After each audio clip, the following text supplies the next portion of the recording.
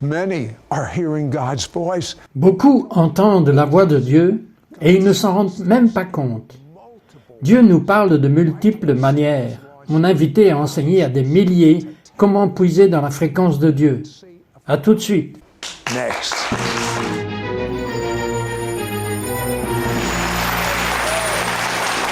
Il faut que je vous dise, la présence de Dieu a été si forte toute la journée dans notre studio de télévision, et je crois que cela ne fera rien, mais fera ce que la Bible dit, aller de gloire en gloire.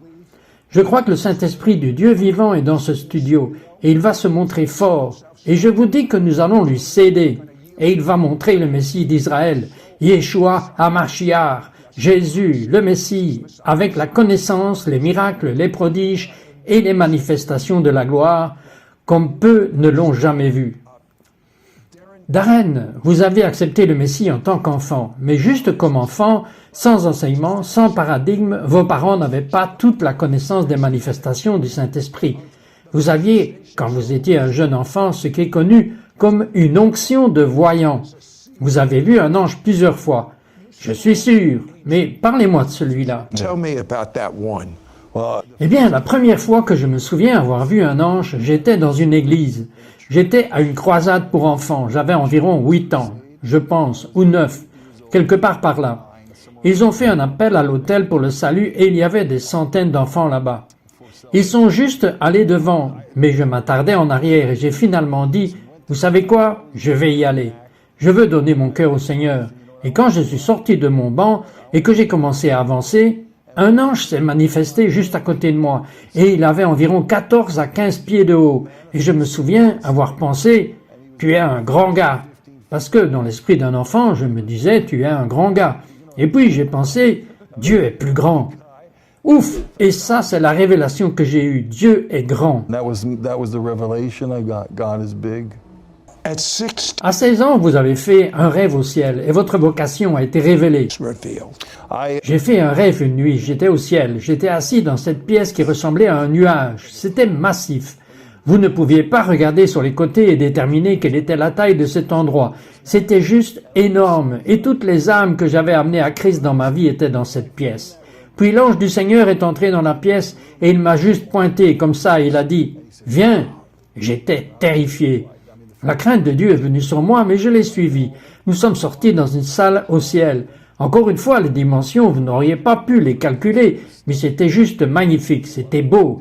Et j'ai marché dans ce couloir. Nous sommes allés dans une autre pièce, et j'étais debout au bord de l'enfer, là où était Lazare et l'homme riche. Je me tenais à cet endroit, et puis j'ai vu devant moi la ruine de l'humanité pour toujours, et la destruction était immense. Cela ressemblait à une zone de guerre. Je me souviens avoir vu des gens d'apparence normale là-bas, et puis j'y ai vu des tyrans d'avant notre naissance.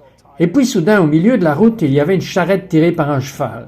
Et c'était comme une cage à singes. Elle ne faisait qu'environ 4 pieds de haut, 6 pieds de large sur 6 pieds de long, avec des barres de bois. À l'intérieur était ma mère, et elle me regardait, et j'ai dit, comme vous l'auriez dit, qu'est-ce qui se passe ici? Et l'ange m'a dit, regarde-la maintenant. Tu ne la verras jamais plus, car elle est perdue. Elle ne connaissait pas le Seigneur. Alors je me suis réveillé, je suis allé voir ma mère et je lui ai dit qu'elle serait sauvée ce jour-là. Got saved that day. Je pense que oui. You know, a lot Beaucoup de gens n'ont jamais entendu ce que je vais demander à Darren dans un instant. J'avais entendu cette possibilité, mais vous voyagez dans l'esprit et en fait dans l'esprit, vous priez pour la guérison des gens. Parlez-moi des jumeaux. Tell me about the twins. Oh my. Ah, c'était quand je suis revenu au Seigneur, c'était en 2005. J'apprenais sur les choses de l'esprit et j'ai entendu parler à propos de gens transportés dans l'esprit et s'occupant des gens. Et j'ai dit, Dieu, si c'est une possibilité, je veux cela dans ma vie. Tu vois ce que je veux dire? Je ne veux pas juste entendre des histoires à ce sujet, je veux mes propres histoires. Alors une nuit, j'allais dormir et souvent ce que je fais, c'est que j'accède au royaume à travers mes rêves.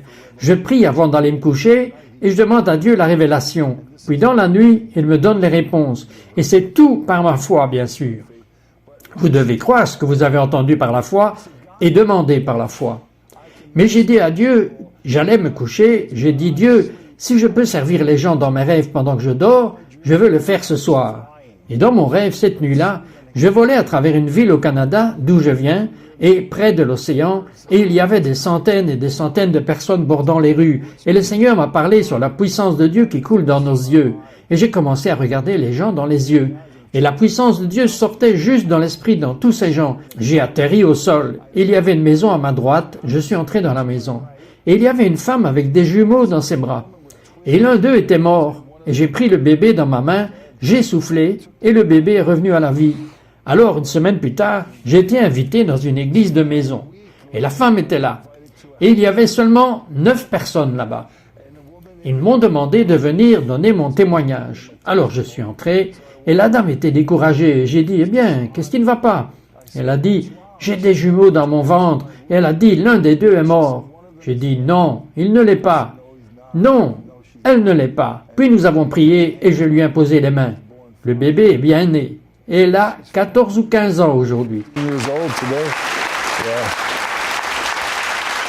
Il y a quelques minutes à peine, vous m'avez dit quelque chose que je ne pensais pas que c'était possible. Vous m'avez dit que je me suis présenté dans votre chambre d'hôtel. Showed up in your hotel room. He did. Oui, vous l'avez fait, j'étais au Canada. Et c'est encore l'hiver. Alors je viens ici, et certaines de mes allergies ont commencé à agir.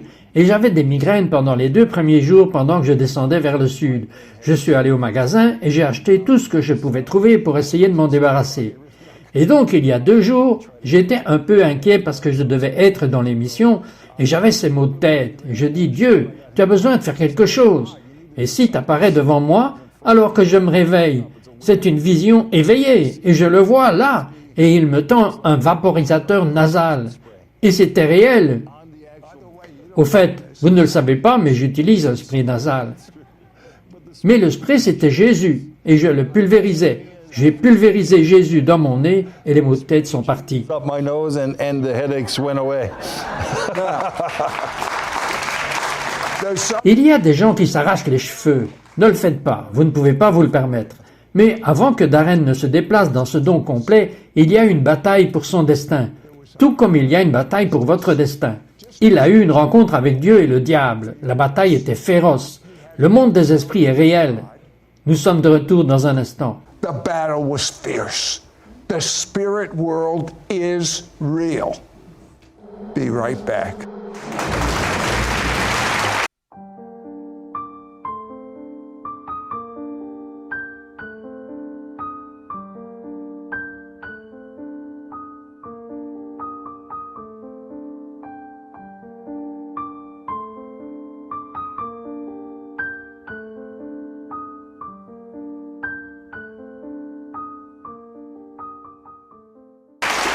You know, Darren, lorsque je vous regardais de l'extérieur, il y a de nombreuses années, vous aviez tout. Vous avez eu 2 diplômes universitaires, un travail incroyable, un merveilleux mariage. Mais que se passait-il dans les coulisses? marriage. But what was going on behind the scenes? Well, Eh bien, j'avais donné mon cœur au Seigneur quand j'étais jeune homme. Mais j'avais traversé une blessure avec l'Église. Je pensais que Dieu m'avait fait du mal. Alors je me suis éloigné du Seigneur à l'âge de 20, 21 et 22 ans. Et je suis devenu un intellectuel athée. Et j'ai étudié le libéralisme à l'université. Et j'ai finalement eu 2 diplômes au gouvernement. J'étais un économiste de formation et j'ai travaillé dans les rangs les plus élevés du gouvernement du Canada, dans la sécurité nationale après le 11 septembre. Et donc je faisais des problèmes mathématiques d'1 milliard de dollars. J'installais de grands équipements informatiques dans le pays. C'était une époque où, comme vous l'avez dit, du dehors, je semblais avoir tout. Mais en tant qu'athée, toute ma vie s'était effondrée. Je ne parlais plus à Dieu. La colère était dans mon cœur. Ma femme et moi, à l'époque, traversions beaucoup d'épreuves parce qu'elle allait encore dans les choses de l'esprit. Mais maintenant, je suis comme un homme en colère et notre mariage s'est effondré et nous ne sommes jamais remis ensemble. Donc, 1 an plus tard, je travaille dans ma première année au gouvernement. Je suis devenu suicidaire. Et j'ai finalement fini par me pendre une nuit dans le placard. Oh, merci, je suis excité à ce sujet. C'est devenu l'endroit où j'ai rencontré le Seigneur. in that place. I can understand. Je peux comprendre. Wouldn't be too excited. Je ne serais pas trop excité de me pendre. There again. Je ne voudrais plus y être, mais je suis content que cela s'est produit. Nous devons être reconnaissants de toutes choses. Et de toute façon, j'ai fini par entendre le Seigneur alors que je m'évanouissais, que j'allais dans la mort. J'entends le Seigneur parler et il me dit « Qu'est-ce que tu fais ?» Il était tellement compatissant. « J'ai une vie pour ta vie. » C'était Jérémie 29, verset 11. « Car je connais les projets que j'ai formés sur vous, dit l'Éternel, projets de paix et non de malheur, afin de vous donner un avenir et de l'espérance. » Et puis j'ai eu une rencontre où il m'a attiré en haut dans le ciel et j'étais au-dessus de ma ville et j'ai commencé à voler comme un bernache au Canada. C'était en formation, j'étais à la pointe de la formation et nous volions de ville en ville et le réveil éclatait dans toutes les villes où j'allais. Et depuis 10 ans, j'ai été dans 39 nations différentes, j'ai été dans 200 ou 300 villes différentes dans le monde entier. Et partout où je vais, des miracles, des signes et des prodiges se produisent. Les saluts se produisent, des guérisons ont lieu, les gens sont délivrés des démons. Amen. Demons, amen. Today, hearing and praying. Aujourd'hui, entendre et prier la voix de Dieu est la passion de votre cœur. Absolument. Quelle est l'importance de cela? Une fois que vous devenez intentionnel avec Dieu, la Bible contient des promesses. Vous devez en fait croire dans ces promesses. C'est « Cherchez-moi et vous me trouverez quand vous me chercherez de tout votre cœur ». Et Dieu, vous savez ce qu'il fait quand vous commencez à le chercher. Il y a une faim et il y a une soif que vous pouvez ressentir dans l'atmosphère ici aujourd'hui. Même dans cette émission, pendant que vous écoutez aujourd'hui, je connais certains d'entre vous qui ont faim et soif, et je déclare dans l'esprit tout de suite, préparez-vous. Dieu est sur le point de se montrer dans votre chambre, et quand je suis devenu intentionnel à chercher Dieu, j'ai tout déposé. Je me suis éloigné de mon emploi au gouvernement. J'ai fini vraiment un pèlerinage, à ce point de simplement vivre par la foi. Je priais 8 à 10 heures par jour sur mon visage au coucher parce que je suis sorti de Toronto, le réveil de Toronto. Nous avons été trempés dans l'esprit. J'ai trempé dans l'esprit, puis soudain une nuit, des vagues du Saint-Esprit sont entrées dans ma chambre et je me souviens juste que ça m'a submergé. Et du coup j'étais rempli du Saint-Esprit et j'ai commencé à entendre sa voix si clairement. Et puis il a commencé à me parler de choses si merveilleuses que c'était dur au début d'y croire, car c'était trop bon. J'étais un pécheur. Je suis sorti d'un milieu grossier où j'étais un mauvais pécheur. J'avais mon doctorat en péché. J'ai fait tout ce que mon cœur voulait faire. Et maintenant, tout à coup, Dieu me dit qu'il m'aime et qu'il a un super plan. Et j'ai réprimandé Dieu et j'ai dit, Dieu, tu dois arrêter de me parler. Mais il ne l'a pas fait. Il est juste devenu plus fort. Il a commencé à parler de plus en plus et il a dit, Darren, je t'aime. Et cela a commencé à entrer dans mon cœur. Et puis il a commencé à me révéler sa nature. Et plus il la révélait, plus j'étais guéri. Et j'ai remarqué que quand j'étais guéri, j'avais plus de paix. Et donc j'ai eu très faim d'entendre la voix de Dieu et d'entrer dans ses plans. Je crois que je suis devenu comme Ézéchiel, qui dans l'intimité avec Dieu, se tenait dans la vallée des eaux desséchées. Et il entendait Dieu parler. Puis il disait ce que Dieu disait. Et j'ai remarqué que quand j'ai commencé à le faire, il y avait des trucs qui étaient créés. Mon ministère, ma famille, ma maison, toutes ces choses sont sorties de l'entendement. Mais j'ai commencé par la déclaration et puis j'ai demandé une stratégie pour y entrer. Et elle a commencé à naître. And it began to birth. You know, Vous enseignez que beaucoup de gens peuvent entendre Dieu presque aussi bien que vous. Mais ils ratent cela parce que Dieu parle de tant de manières différentes. Nous n'avons pas beaucoup de temps. Donnez-moi une façon dont Dieu dit que les gens peuvent être familiers avec lui. C'est dans mon livre. Vous pouvez obtenir ce livre et obtenir ces enseignements, car cela vous donnera une grande base. Mais Dieu parle très fort de plusieurs manières. Certains d'entre nous ont des blocages, et on pourrait penser, eh bien, Dieu ne parle que par la lecture de la Bible, ou parce que cela devient un blocage. Alors vous n'entendez pas Dieu parler dans un lever de soleil, ou un chant d'oiseau. Dieu peut parler à travers tout cela. J'étais juste là hier, j'étais en train de retoucher une de mes photos d'une horloge. Et j'ai dit, il est temps. J'ai dit, il est temps, et puis j'ai regardé la télévision, et juste sur l'écran, il était écrit, c'est l'heure. Alors Dieu m'a parlé à travers une photo et une émission de télévision. Je pouvais ignorer cela et dire c'est une coïncidence, ou je ne sais pas ce que cela voulait dire, ou je sais qu'il est temps pour quelque chose. Dieu fait quelque chose de bien, car Dieu ne parle que du bien. Dieu veut créer de bonnes choses dans votre vie. Et quand vous venez en communion avec lui et commencez à l'écouter, il commence à parler. Il y a une créativité et une bénédiction. J'épouse toujours les choses que Dieu fait dans Deutéronome 28. La bénédiction. Dieu veut bénir votre vie. Il veut que les bénédictions se manifestent dans chaque partie de votre vie. Il veut que vous soyez fructueux. Il veut que vous ne soyez pas stérile. Il veut que votre maison soit bénie. Il veut que votre carrière soit bénie. Il veut que votre ministère soit béni. Alors, quand on écoute la voix de Dieu et que nous lui répondons, que nous y entrons par l'obéissance, une grande fécondité vient. Fruitfulness comes. When we re- À notre retour, Darren va prier une transmission pour que vous entendiez la voix de Dieu et que vous ayez des rêves et des visions prophétiques. Et il y a encore une chose que je voudrais que vous fassiez. J'ai découvert que Paul Yonggi-cho, qui est maintenant au ciel, a prié pour vous. Oui, il l'a fait. Et vous avez une transmission surnaturelle par la foi. Il est temps de reprendre ce que l'ennemi a volé. It's time to take back what the enemy has stolen.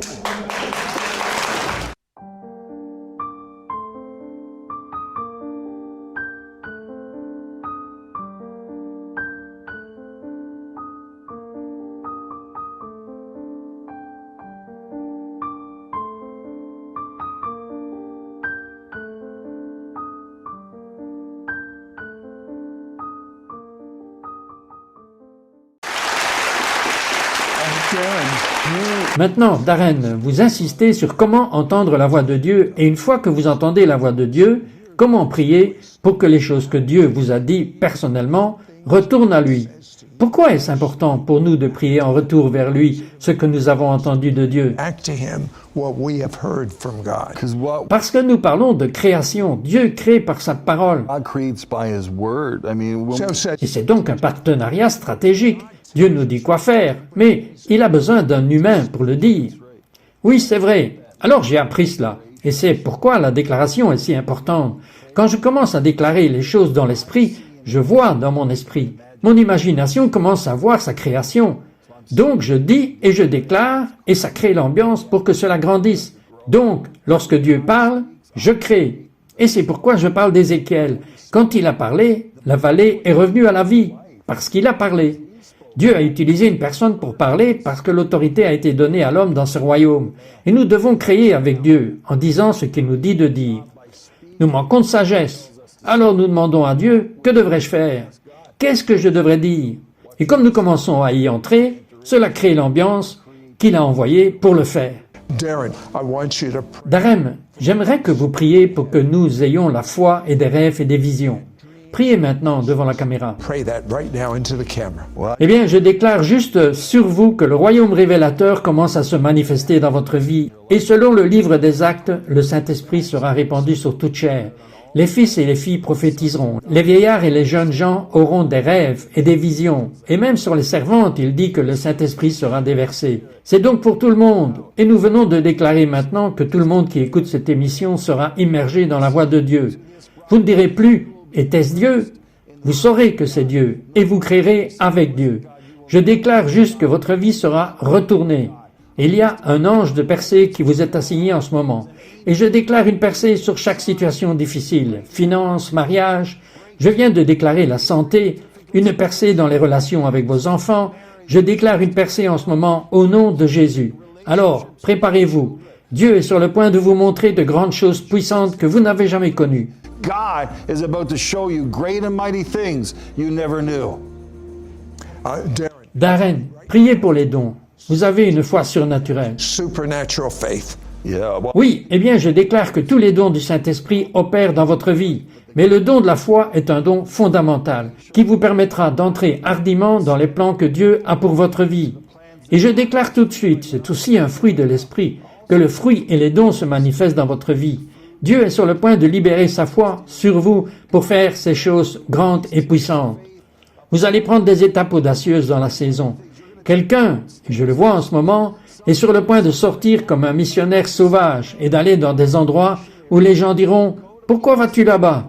Et vous direz « Parce que j'ai entendu Dieu. » C'est ce qui arrive quand vous entendez la voix de Dieu. Il crée la foi pour y entrer. Alors je déclare juste, pour certains d'entre vous, qui sont sur le point d'entendre parler de la puissance de la résurrection sur vos familles, et quelqu'un pourrait même avoir quelqu'un qui est en train de mourir, mais vous allez savoir qu'ils vont vivre, parce que vous l'avez vu dans un rêve ou une vision. Ainsi, Père, nous déclarons que cette sorte de foi soit libérée à travers la révélation du royaume des dons du Saint-Esprit, au nom de Jésus. in Jesus' name.